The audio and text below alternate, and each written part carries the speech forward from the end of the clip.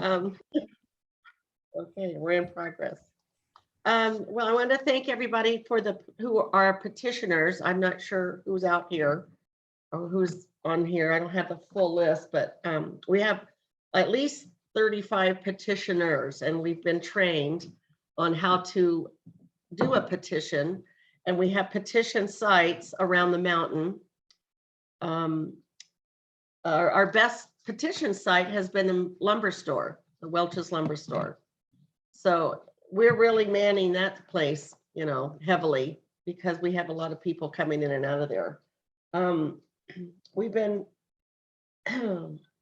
we have a great website right now, the Hoodland Park District.us. And on there is the copy of the petition and the feasibility study. So we're encouraging people to look at that first, that way they kind of know what the petition will be about. And then when you're at a petition place, you don't have to stand there and read it. Although we're required to have a copy of it at our petitioning sites. And we're just encouraging people to look at it on the website prior to signing a petition. Otherwise, you're going to sit there and read it, which is wonderful. We want everybody to know everything about it and the costs. And that's the biggest hitch is probably the 67 cents per thousand of assessed value. That is our ceiling. That is not what we're going to get right off the bat. And so the tax is probably going to be around 25 cents if we pass this in May, because that's what we're going to need to hire or to get set up, insurances and things that need to be done to have a park district. And our grant writer, we really want to get somebody who's strong in grant writing to go out and work with us. So that would be part of the first, part of the tax money that we'll be getting.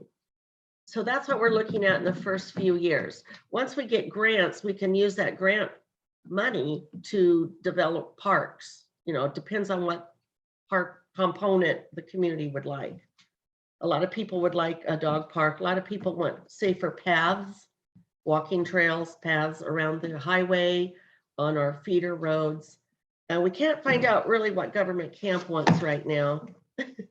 But we really want to include the whole mountain community, which is the west of Sleepy Hollow up to Wapanesha. And we picked this boundary because it's where the Welch's school bus goes.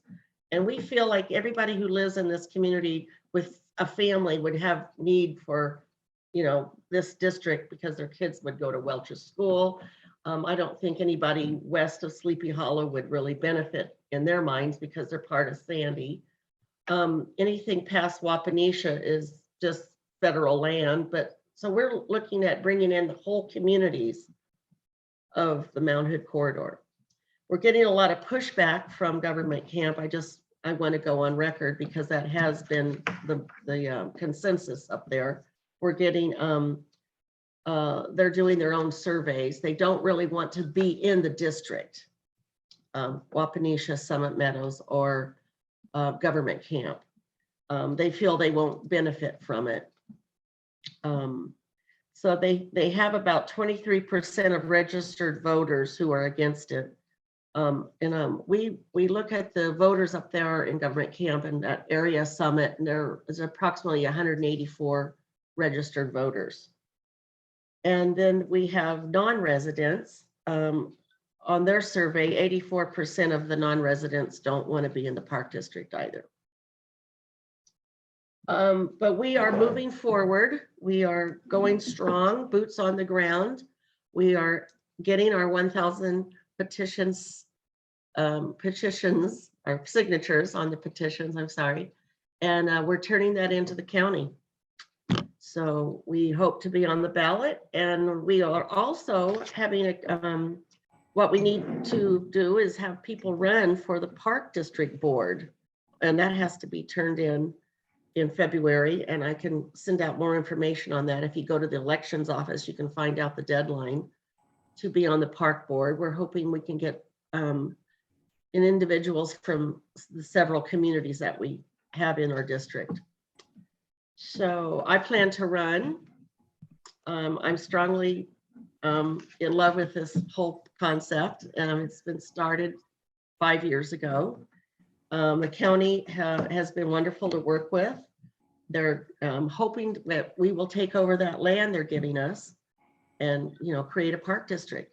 And that's about all I have to say, because I know so many of you have heard about it before and where the property is. And if you have any questions, let me know.